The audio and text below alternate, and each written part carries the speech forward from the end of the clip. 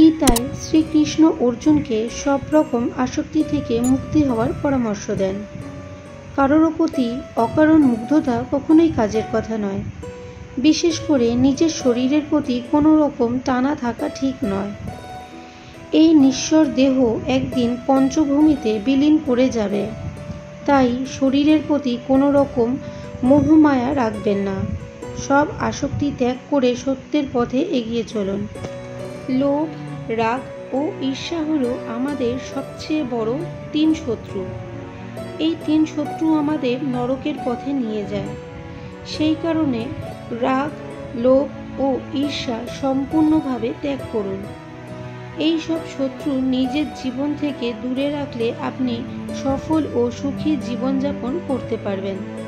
যখন কোনো ব্যক্তি কোনো ঘটনার মধ্যে অন্যায়কে দেখতে পায়, তখন সেই ঘটনা তার হৃদয়কে তছনছ করে দেয়।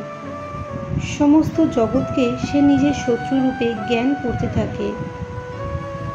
অন্যায় বলে মনে হওয়া সেই ঘটনা যত বিরাট হয়, মানুষের হৃদয় ও কিন্তু ততই বিরোধিতা করতে থাকে।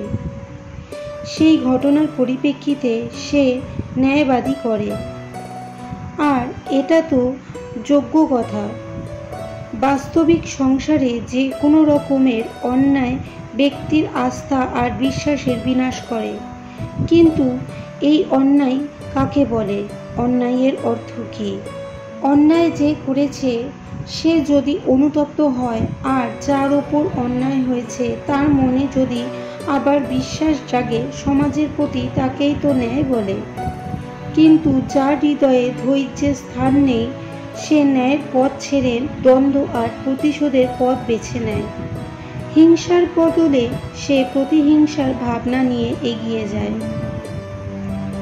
স্বয়ং যে পীড়া ভোগ করেছে তার চেয়ে অধিক পীড়া অপরকে দেওয়ার প্রয়াস করে। আর এই পথে চলতে গিয়ে অন্যায় যার ওপর হয়েছে সে স্বয়ং অন্যায় করে ফেলে।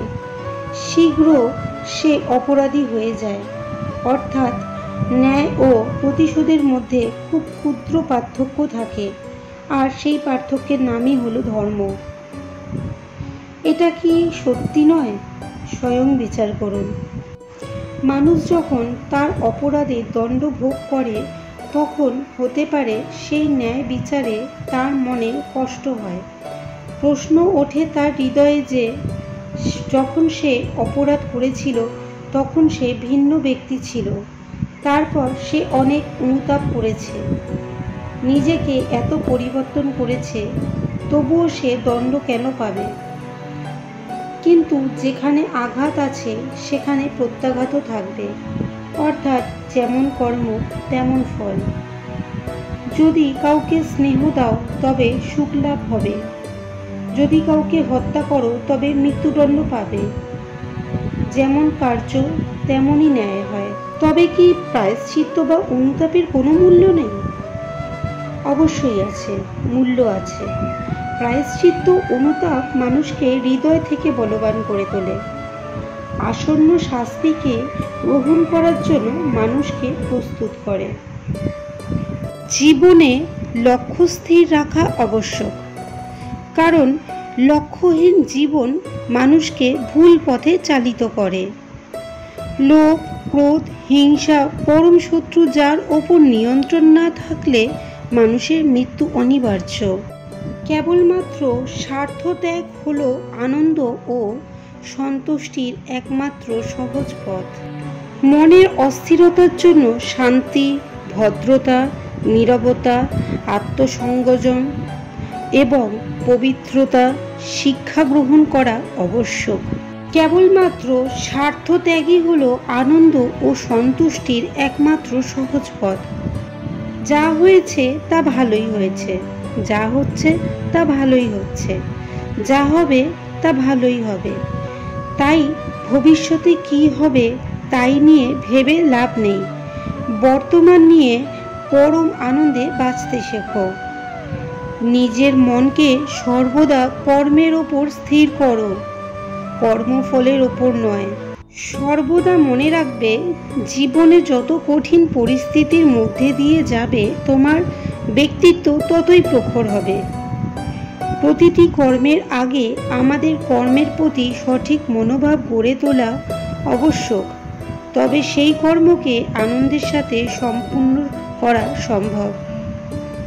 সঠিক উদ্দেশ্য নিয়ে সঠিক কাজ সম্পূর্ণ করাই হলো আমাদের জীবনের পরম সাফল্য।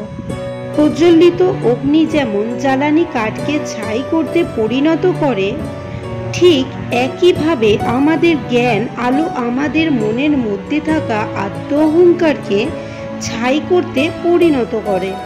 অন্ধকার সময় হলো জীবনে সঠিক আশার আলোর পথ প্রদর্শক। সততার সাথে কর্ম করতে জীবনে বহু বাধা সম্মুখীন হতে হবে। ধৈর্য থাকলে অবশেষে গর্বের সাথে জয় তোমারই হবে। নিজের সাথে সর্বদা অপরের তুলনায় হলো মানুষের দুঃখের প্রধান কারণ। একজন জ্ঞানী ব্যক্তি পরিচয় নিজের শত্রু থেকে ঘৃণার বদলে তাকে ভালোবাসা ফিরিয়ে দেন। যে ব্যক্তির মধ্যে অহংকার মাত্রা যত বেশি, সেই ব্যক্তির মধ্যে জ্ঞানের পরিধি ততই কম।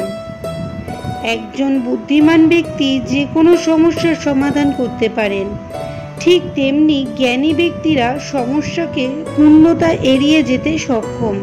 ক্রোধ বুদ্ধি গ্রাস করে, লোভ মনুষ্যত্বকে গ্রাস করে, চিন্তা আয়ুকে গ্রাস করে, অহংকার মনুষ্যত্বকে গ্রাস করে। তোমার কর্ম যদি সঠিক হয়, পৃথিবীর সমস্ত মানুষ তোমার বিপক্ষে হলেও জানবে ঈশ্বর তোমার পক্ষে থাকবে। মানুষের জীবনের চিরন্তন সত্য হলো মৃত্যু, যা প্রতিটি মানুষের জীবনে নির্ধারিত। যে ব্যক্তি তার সমস্ত জীবন শ্রীকৃষ্ণের চরণে উৎসর্গ করেন, তিনি কেবল সমস্ত কর্মবন্ধন থেকে মুক্তি।